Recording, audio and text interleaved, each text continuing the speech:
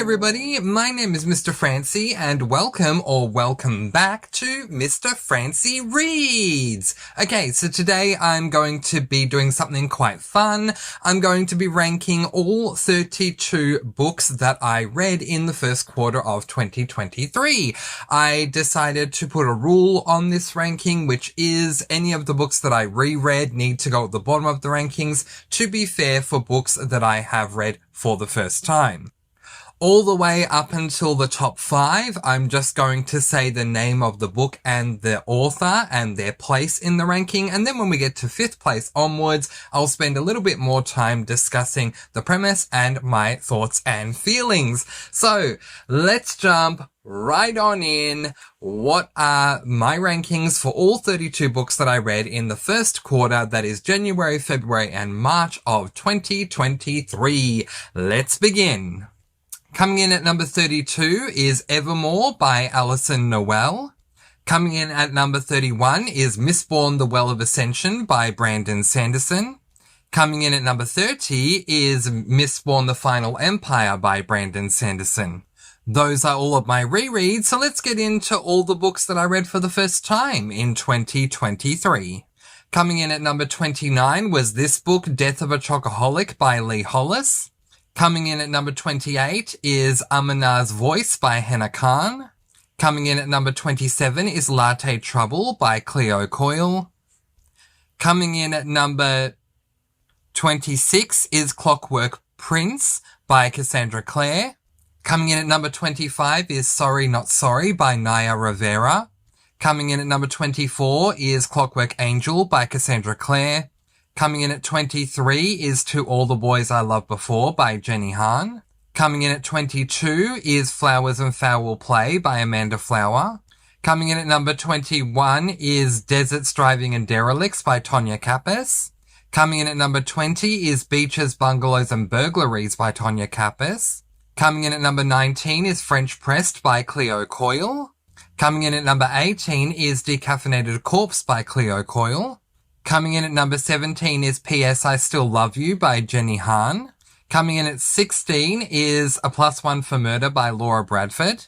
Coming in at number 15 is The Magician's Nephew by C.S. Lewis.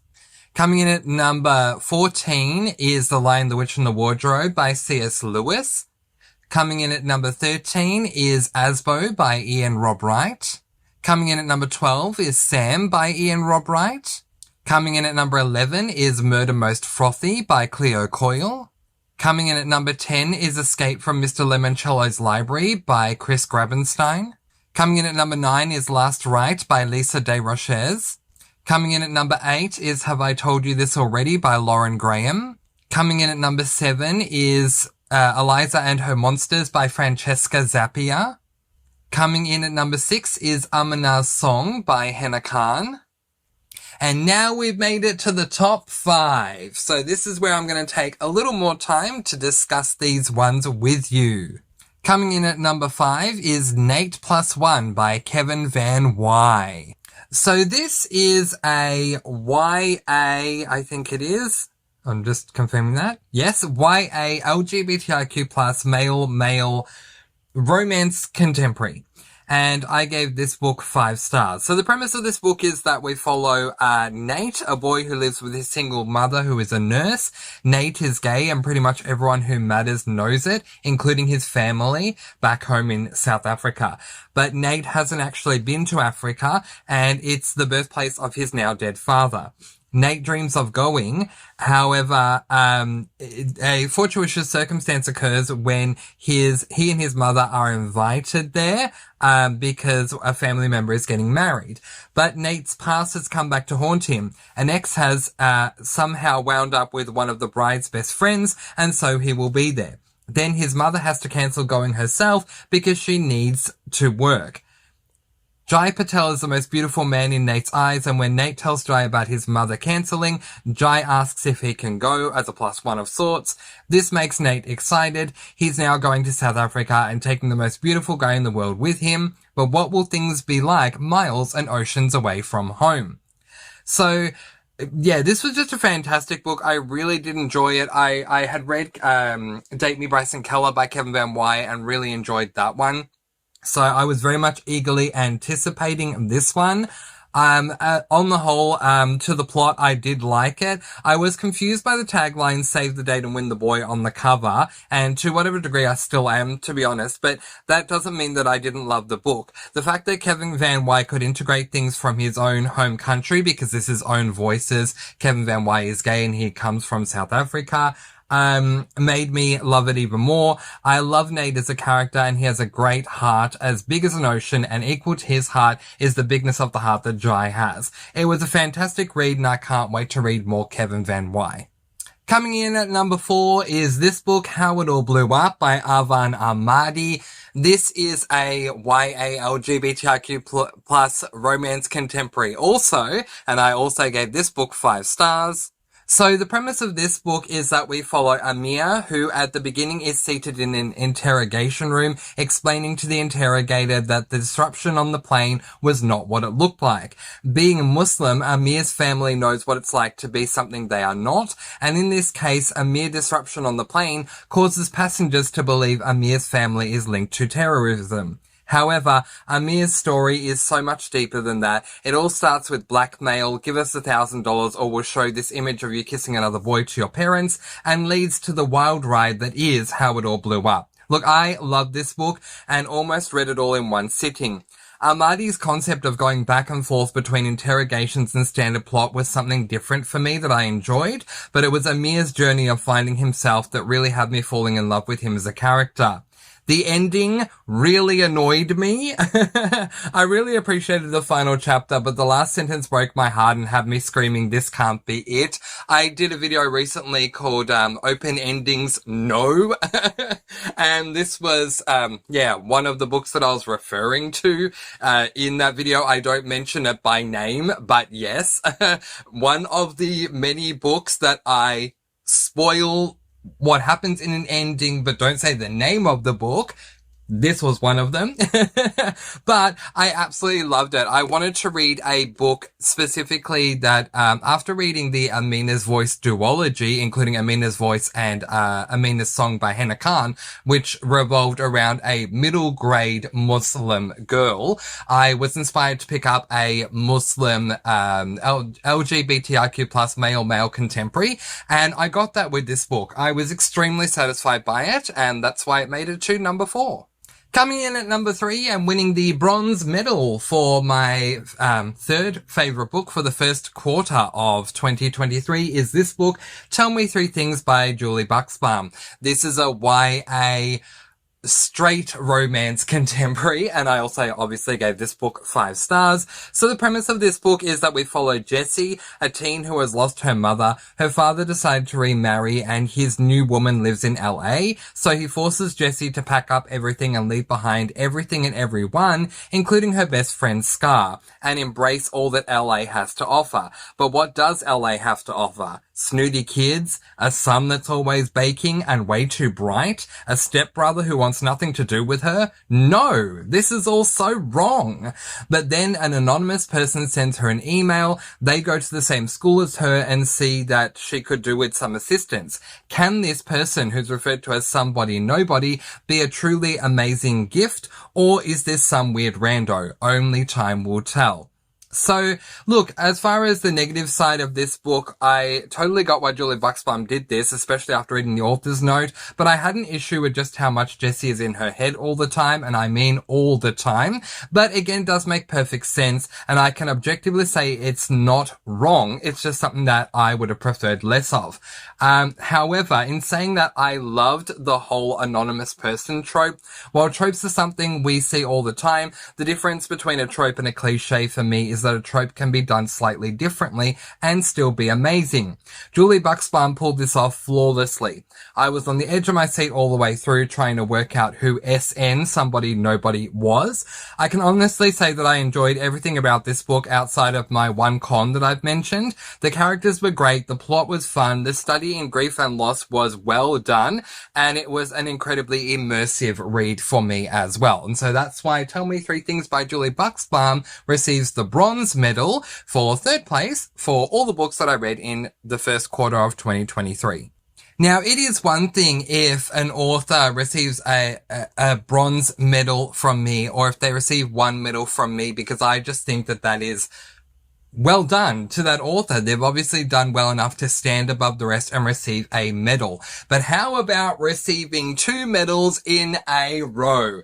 Undeniably, coming in second place is this book, winning the silver medal, that is, What to Say Next by Julie Buxbaum. So this is a YA contemporary, and again, gave this book 5 stars. So the premise of this book is that it is dual perspective. We follow the perspective of David and Kit.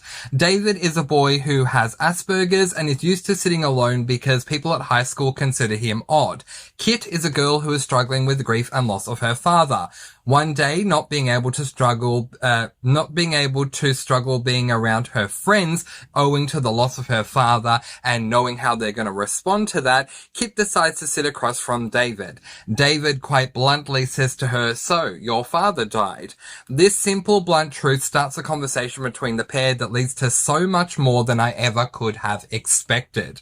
So, my thoughts on the book was that first off, I gave praise to Julie Buxbaum. It was an incredible read that, in my opinion, everyone needs to read. I don't say that often. I think I've only ever said everyone needs to read this book once before, and that was with The Boy, the Mole, the Fox and the Horse by Charlie Mackesy. And this is only the second time in the over 3 years that I've been on BookTube where I'm saying this is a book you need to read. So I highly recommend it. David captured my heart pretty much right from the beginning, and Kit's journey very much intrigued me. I love that this was dual perspective, as we really needed David's perspective just as much as we needed someone's perspective that saw David from the outside, and Kit took that place really well. I don't want to give away spoilers, so I'll just say this. Trust me, read it. You won't regret it. It is amazing, and that's why it received the silver medal for my second highest ranked book for the first quarter of 2023. Here's an interesting fact for you. Every single book in my top 5 list is either a contemporary, a romance, or a romance contemporary. And had you said that to me at the start of 2023, I would have said, what are you, crazy? Because that's not going to happen. It'll probably be a cozy or a fantasy.